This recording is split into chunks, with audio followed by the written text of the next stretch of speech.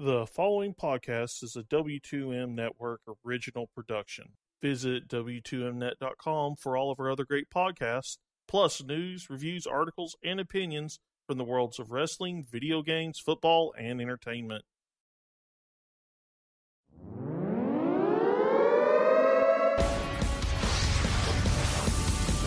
Wrestling to the Max Smackdown Review.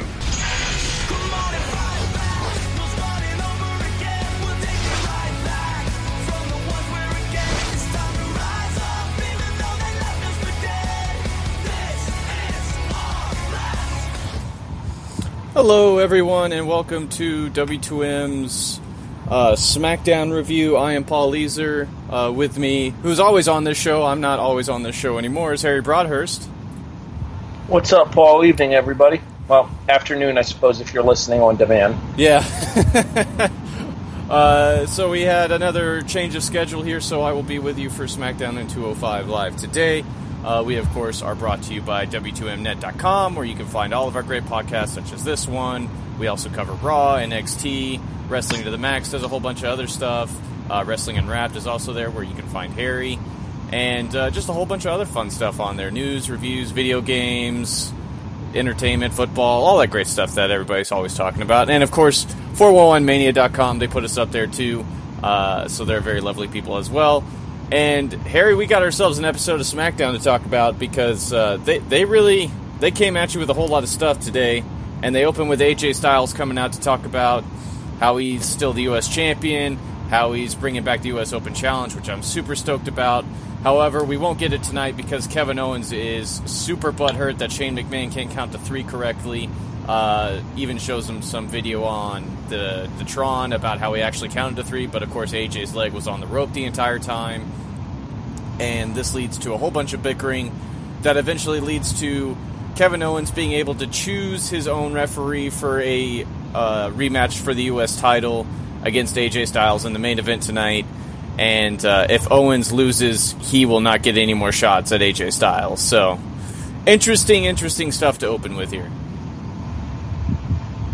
Do you want to go ahead and cover the main event here as well, since it flows right into the main event? And my thought process on this actually ties the two together as well. So we'll talk about that as soon as we talk about the main event itself. Yeah. So Kevin Owens is backstage frantically searching for a referee. Breezango offers he is not a fan of theirs at all, and which would make him the only person not a fan of theirs. Yes, that's very true. Eventually stumbles on Baron Corbin, who agrees to do it in exchange for a championship match whenever Kevin Owens wins. So Baron Corbin is your guest referee for the U.S. title match here in the main event. 13 minutes or so. Eventually, Corbin sort of misses a couple of calls, which leads Shane McMahon to come down. He misses a low blow, and as he's about to count to 3, Shane pulls him out and yells at him. Corbin's had enough. He throws the referee shirt at Shane, or basically shoves it into him. Shane puts it on, much to Kevin Owens' dismay, and this pretty much leads to his undoing as Styles drapes him across the ropes neck first and then hits the the phenomenal forearm, to get the victory and retain his championship. So my big thought coming out of all of this, Paul, what's the next big pay-per-view for the WWE? For SmackDown? For the WWE, what's the next big 4 pay-per-view upcoming on the schedule? Well, we're looking dead in the face of Survivor Series, Harry. Is it just me, or does this really seem like they're starting a slow burn to a much bigger burn for Team Shane versus Team Kevin at Survivor Series? It very well could be that. I know there's still all the talk going around about Hell in the Cell, because they want a big match to market for that because, SmackDown isn't doing well in WWE's eyes, which they got a ton of help tonight, if you ask me, but we'll get to that later. I feel like this right here is kind of the setup to the beginning of the build towards Team Shane McMahon versus Team Kevin Owens for Survivor Series. And I think we saw the first members of both teams tonight as well, in Baron Corbin for Team Kevin and AJ Styles for Team Shane. I think that would be pretty cool, right? I mean, especially if maybe we get a Survivor Series match from SmackDown, we get a Survivor Series match from Raw, and then maybe they do a brand versus brand sort of thing or something like that. I think that would be really fun. Well, I think the only way that my idea doesn't happen is if they decide to go the route that they went last year for the Survivor Series of having the two brands compete in a best-of-3 series between all of the between all of the main eventers, all of the tag teams in the women's divisions. Mm-hmm. I think that's the only. I think that's the only way that we don't get Team Shane versus Team Kevin, in my opinion. But I could be wrong. I've obviously been wrong before about this. It's just a prediction, so take from it what you will. As far as the match goes, the match itself was pretty much your typical your typical Kevin and AJ match, which is to say good, but not exactly super overwhelming. Mm-hmm. But I think a lot of that has to do with the fact that this is their second match in 3 days against each other. So. Not to mention, with everything that's been going on for all of the week, for all the stuff that had to go down in Brooklyn over the course of last week, all the publicity things, all of the appearances, all of the autograph signings and stuff, these guys are probably beat to death after their schedule over the course of the last 9 days. So I'm willing to give these guys a pass for tonight and say that it was an entertaining match, obviously not up to their standards, but understandably so. Of course, right. And, I mean... Oh, go ahead. The focus being on Corbin as the referee, too, didn't help their cause either, obviously. Yeah. That was another thing I was going to bring up during this, is that they do spotlight Corbin a lot during this, and it, I don't want to say it feels like backtracking almost, but it may be like trying to throw him a life raft or something after failing to cash in and then losing to John Cena as succinctly as he did. Yeah, we kind of talked about this on the WU2M SummerSlam review, which is up on W2Mnet.com right now, as is our preview for the Mae Young Classic. Mm-hmm. But we talked about the fact that Corbin basically got nothing against Cena, more or less got nothing against Cena there. He only had a couple of hope spots, but nothing that actually made it look like he had any kind of actual chance to win the match. Right. It's all very true. So, I mean, maybe they're going to shutter Baron over into a feud with AJ or something like that in the lead up to maybe Hell in a Cell, do a match there or something. I don't know. But clearly they're going to do something with him still, just maybe not in as big a role as they originally were intending.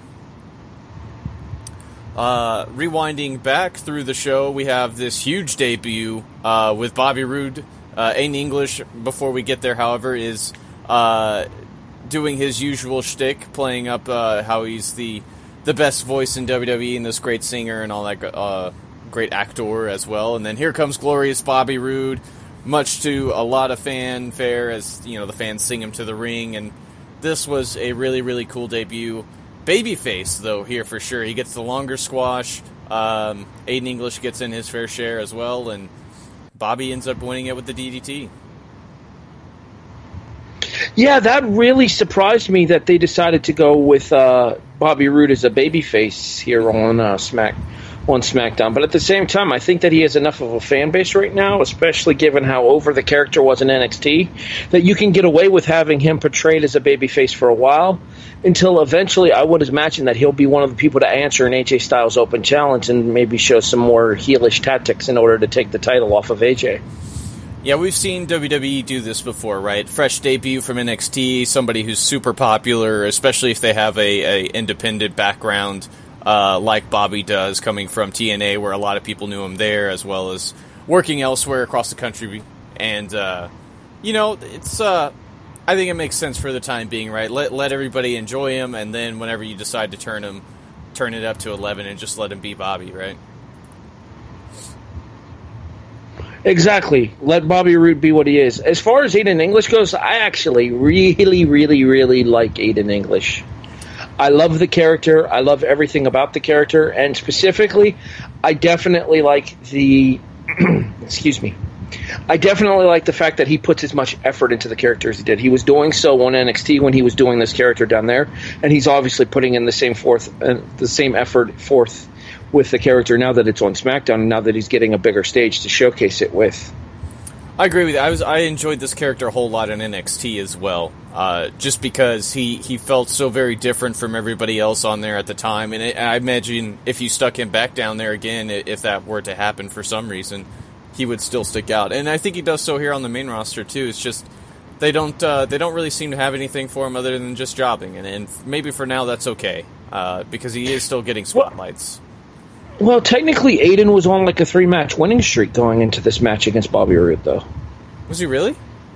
Yeah, he had beaten Sami Zayn. He had beaten, I think, Sin Cara once, which is hilarious when you consider the history between his tag team partner and Sin Cara.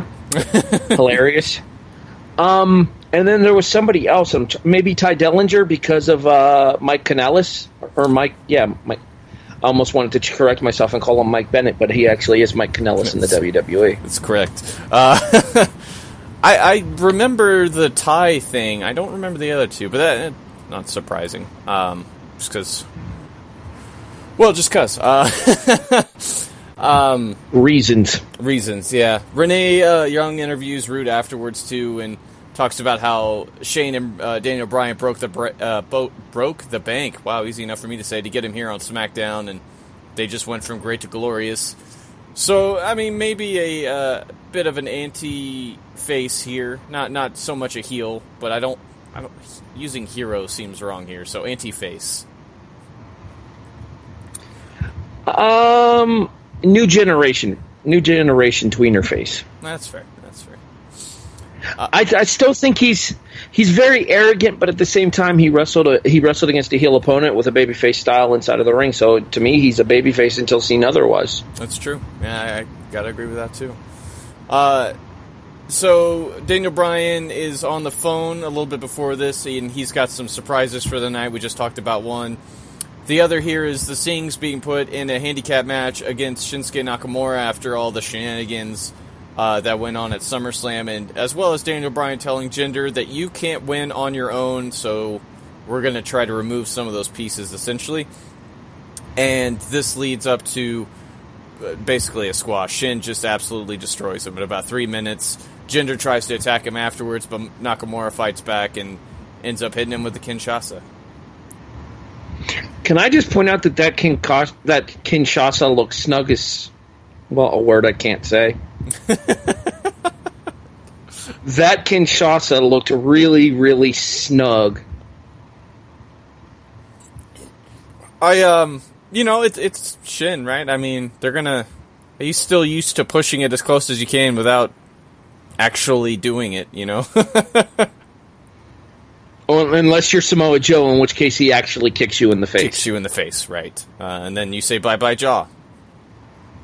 Indeed. True story. I think this is definitely setting up that the fact that they're going to go with a rematch for...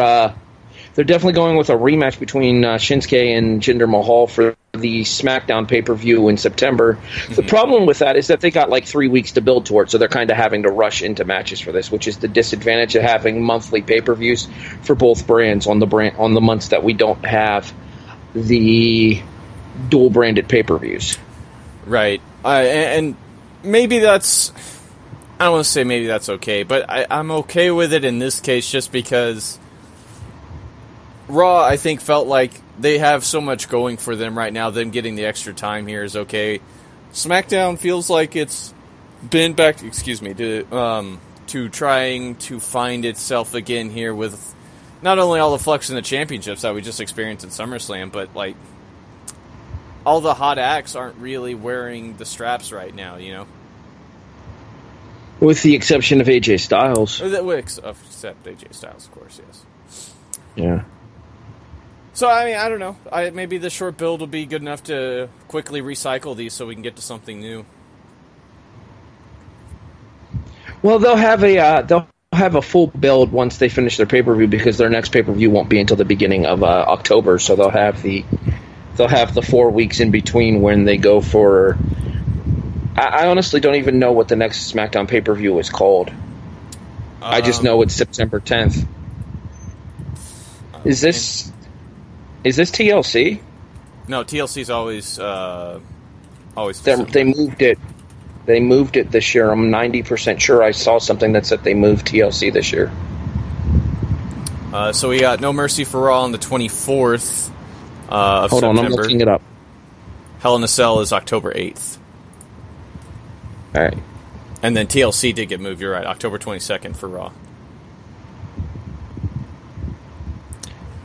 And then they have... Good. I was going to say, while I look up the September SmackDown pay-per-view, we can continue the show if you'd like to. All right. I was just looking at the quick wiki look there on all the pay-per-views, but So I have now lost my place. Okay. So we have Natalya come out later on. Of course, she won the women's championship at SummerSlam for SmackDown, and pretty much does the Bret Hart shtick, if you ask me. Best there is, best there was, best there ever will be. And then sort of starts rubbing Naomi's nose in it a little bit.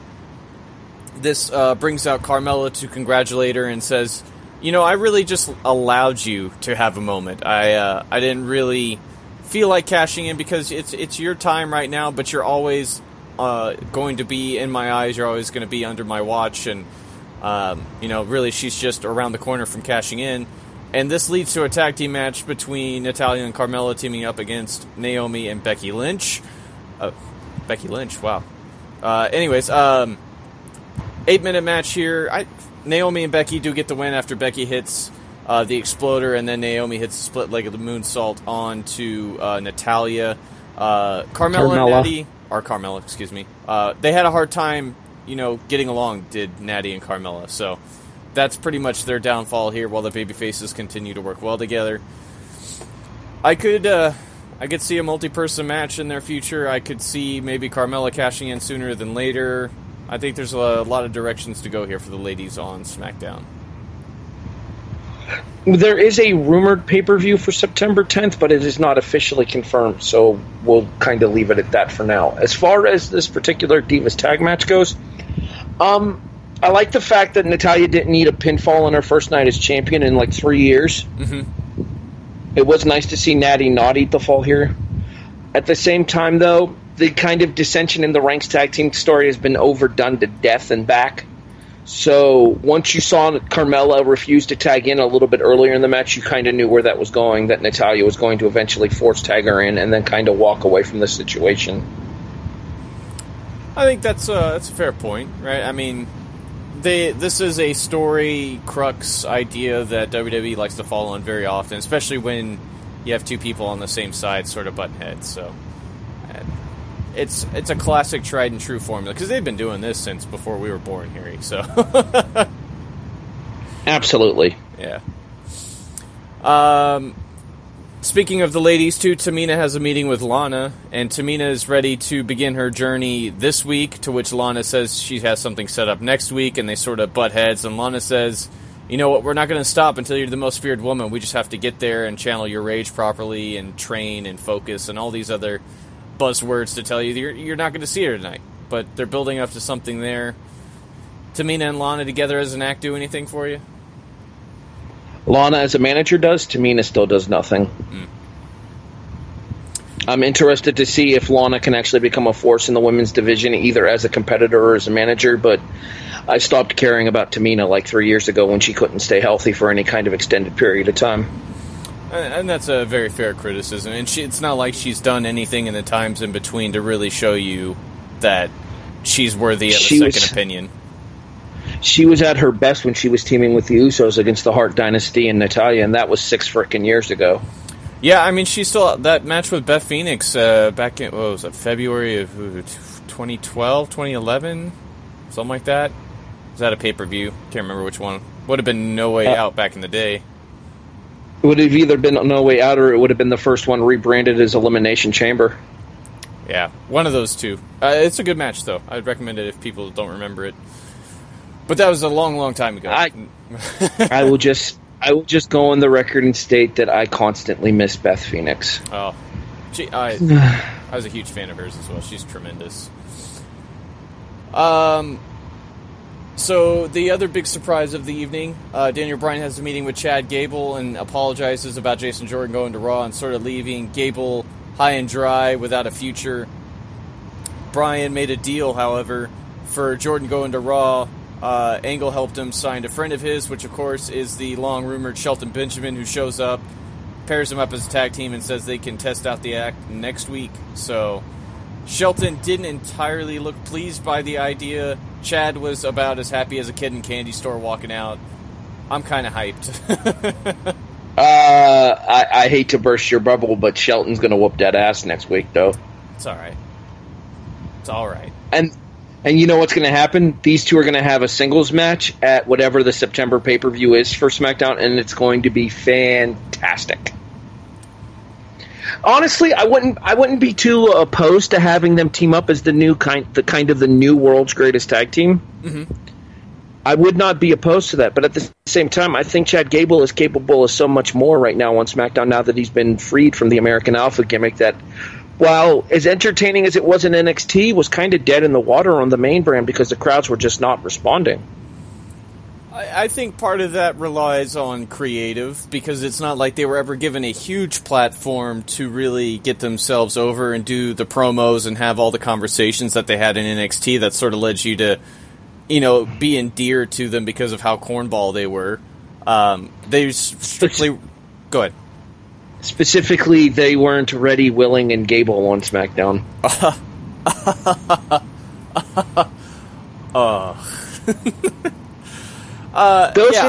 Those NXT promos always made me chuckle when Chad would finish with ready, willing, and then wait for Jordan to say Gable, and he never would. Yeah, those were great. But see, they never got to do that. They strictly relied on them to do try to get over strictly in the ring, and as great as they were together, it just wasn't taking, because on the main roster you really have to give them both sides of the coin. You can't really rely on one or the other, at least in this age. And I would argue that on the main roster, personality is probably more important than in-ring performance. I would say to a greater majority of people who go to shows and then are in the crowds weekly, I would agree. There are always those guys, I think, come to wrestling shows expecting to see some great wrestling, though, if you ask me. But I like Gable and Benjamin together as a tag team just because it's an easy vehicle to get a spotlight on Chad for now, and they need tag teams. They really do. So I would like to see them stick together for a while. But who do you think they end up facing next week? Are the Shining Stars still under contract? I don't know anymore. We haven't seen them in a while, unless they've been on Main Event, because I don't watch that. So I haven't heard anything about them being on the Main Event's taped on Raw, by the way, so they're definitely not on Main Event. Okay, so maybe it's maybe it's two local jobbers, possibly, or maybe it's a returning team, such as, say, Harper and Rowan. Oh. A guy can dream. Yeah, I was about to say, a guy can dream on that one. It's not going to frickin' happen, but a guy can dream. No, it's not. See, I think that would be all the more... And if the New Day would have retained the tag titles, I would have said that would have been much more likely that Harper and Rowan would be the mystery team that they would face. Because then you could have Harper and Rowan defeat Gable and Shelton. You could have Shelton leg Gable out afterwards. And you can have Harper and Rowan make their way towards the New Day and the tag team titles. That's true. You can't do that now because the Usos won. They have a match here with the Hype Bros. Segue into beating them in about 4 minutes. Can I just point out that while I may not necessarily care about Mojo, his pounce on the floor to Jimmy Uso was fantastic. You're more welcome to say.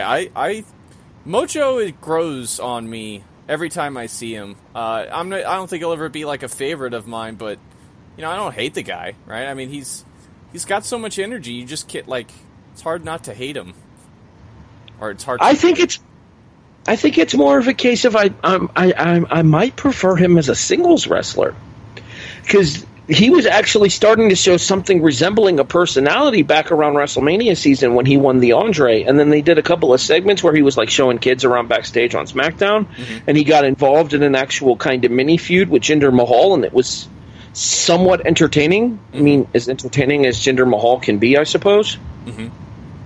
And then it was nothing. Yeah.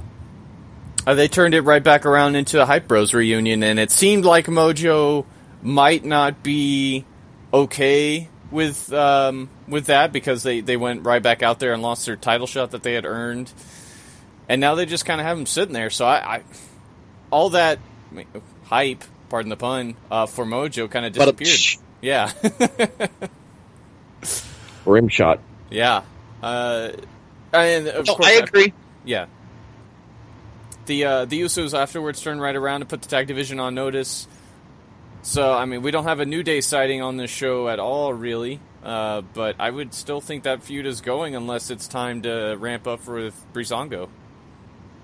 Well, not to mention you also have a championship rematch due to New Day as well. So I don't think they're done by any stretch of the imagination with the New Day yet. I will say this much, that if Shelton and Chad do become a steady thing, a match between those four gentlemen, the Usos, Shelton, Benjamin, and Chad Gable, would be awesome on paper. I agree. Now, whether or not it would live up to the hype inside of the ring is debatable. Right. Yeah, I mean, you're absolutely right on that, Mark. And like I said, they need teams, and I really do. Just because Chad and Shelton, even if they don't have great chemistry together, they're still two good wrestlers. I'm sure they could put on something great with anybody. So, just I wouldn't sell the boat on wanting to push Shelton as a singles, especially too soon, because, I mean, both the singles titles, this is my big gripe with, I think, both shows right now. They're both, either the main event scene is so packed the Intercontinental title on Raw doesn't really matter all that much right now, or they're both involved in the main event like they are here on SmackDown, and it kind of leaves a huge gap for your mid-card. Yeah, I would say, as much as we may not want to admit it right now, because we like what AJ is doing with it, AJ Styles is a main eventer posing as United States champion right now. Yep. The U.S. title isn't going to be able to stand on its own until somebody takes that U.S. title off of AJ Styles, because I think we can all agree that AJ Styles deserves to be up in the main event heavyweight scene over on SmackDown Live. I agree entirely. I am okay, like, this is why I wanted the U.S. Open Challenge to come back, because people in the mid-card having great matches with AJ Styles is only going to help the mid-card, and AJ can, of course, keep on winning, but if these people look like they can compete with him and keep having these awesome matches, then just bring it on. Much the same way Cena did with the U.S. Open Challenge. I believe that AJ Styles is more than capable of pulling off the same kind of thing, elevating people on the roster already, and if they decide to bring up anybody from NXT, in order to add them to the main roster as well. Yeah, I mean, just let's keep this going for a while. Basically, AJ Styles plus U.S. Open Challenge equals Happy Paul. So that's legit. That is legit. That's our that's everything on SmackDown, though. One more thing to cover, actually. What did I miss? Much like Creative over the course of the last couple of months, you seem to have forgotten about Dolph Ziggler. Oh, yes. Okay. So, he is alive, and it was so brief that I forgot, but he kind of makes a mockery, I think, of what a lot of the gimmicks are doing on WWE right now. He talks about singing and playing guitar and dancing around like an idiot and having big laser shows and spotlights and fancy robes and hot ladies and all these other things, and pretty much talking about he's going to be the biggest star and he's going to use all these vehicles. What do you make of this, Harry? I make of this that Dolph Ziggler's lucky to have a job still. I like Dolph in the ring, but personality-wise, yikes. He's at his best on the microphone when he has somebody good on the microphone to play off of. When he's doing these backstage interviews and stuff, it's not great, frankly. And I say this as somebody who loves his in-ring work. Yeah, I agree with you entirely there as well. I think Dolph... I mean, to me, Dolph has never been more entertaining when he was running around with Big E and AJ Lee, except for maybe his dalliance with Vicky Guerrero. But, I mean, you're right. All the times he got super popular and super hot with the crowd was when he had somebody to work off of and all that good stuff. So, I got 2 words for you for the best highlights of Dolph's career. You ready? Shoot. The Miz. Yeah, you're exactly right. I was really hoping you weren't going to say Rey Mysterio. No, the feud with The Miz last year over the Intercontinental title on SmackDown was the best work of Dolph's career. Yeah, mostly just. And I think. Go ahead.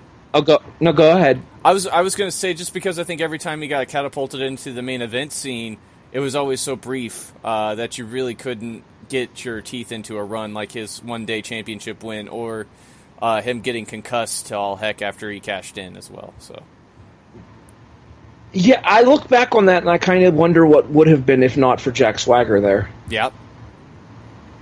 Because I feel like if he would have had the chance to establish himself as a main event player back then, once he got the title off of that massively popular Money in the Bank cash in the night after WrestleMania in 2013, Yep. let's say it was, that we wouldn't be looking at this kind of Ziggler on our television screens. We'd be looking at a Ziggler that's in the popularity levels of somebody like a John Cena or like a Randy Orton. He's looked at as the upper echelon of WWE talent if they would have gotten the chance to get the footing underneath him once he won the title back then. That's a pretty bold statement. I don't know if he would have been the next Cena or Randy Orton, but certainly maybe in the conversation on maybe the tier below. But I don't know, just because, we'll obviously never know what would have became of the run. I mean, I think the only person they've really gotten to that level with Orton and Cena recently would have been Daniel Bryan, and unfortunately we had a bunch of bad stuff happen to that. But I mean, it's hard just to picture that, I guess. I honestly feel like if they would have been able to cash in on the momentum that Dolph Ziggler had off of that Money in the Bank cash in 2013, and even the work that he was doing with Big E and AJ Lee back then, Dolph would have been a made man in the main event picture. Wow. I mean, we'll never know, but I would like to think that would have been true, very much so. And realistically, all we have left to do now is just put a rating on this bad boy, Harry. So what you going to give it? I gave Monday Night Raw a 6. I feel like this was significantly better than Monday Night Raw was. It flew by, and I think the shorter duration of SmackDown helps it do that. That being said, though, I will say that while we may have enjoyed Bobby Roode's debut, I think you could have probably used something a little bit less competitive and a little bit more showcasey for his debut. And I'm going to withhold judgment on the Shelton Benjamin return until we see what he's capable of in the ring, because Shelton's 40 now. His best years in the ring are probably behind him. I got to see some of his New Japan work, so I don't know if that's necessarily true, but he did have surgery recently. I don't know how that's going to affect him. All told, I'm going to give SmackDown tonight a 7.5. I was entertained throughout the duration of the 2 hours. I think this was a real solid show. I don't know if I'm willing to go 7.5. I think maybe somewhere in the neighborhood of a 6.5 seems about right for me. Some of this was very good. I enjoyed the AJ Styles Kevin Owens interaction, especially all the backstage segments that Kevin got to do. The Bobby Roode segment I thought was fine. Shelton coming back is also keeping you entertained. Everything else is just sort of business as usual here, though. Shin squashing people. The women's title just sort of meandering along until they figure out, I guess, what they're going to do there. And, the Usos just get to look strong. So, I don't know if it's really progressing a whole lot, but it was a solid 2 hours of television.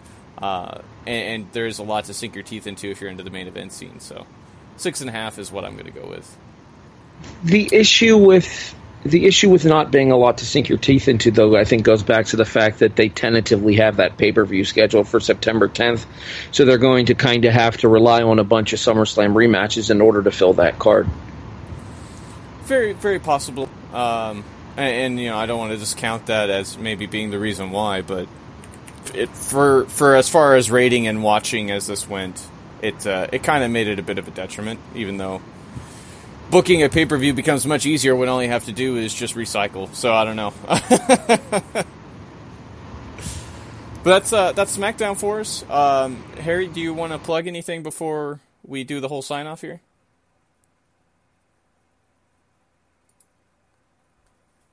Maybe not. You still with me, Harry? Okay. Well, I can't hear Harry, so that's something we're gonna have to try to fix before we get to 205 Live. But Harry does, or he's calling me back now. Hey, Harry. Live audio issues, people. What can you do? Yeah. Anything you want to plug before we go? I got disconnected from Skype there. Apologies for that, everybody. Like Paul said at the top of the show, make sure you guys check out W2M Net. As I kind of mentioned while we were doing the review, I'll actually specifically talk more about it right now. Wrestling Unwrapped to the Max returned in 2 different doses for you this past Sunday night at SummerSlam, as myself, Patrick, and Paul did the preview for the first did the preview and predictions for the first round of the Mae Young Classic.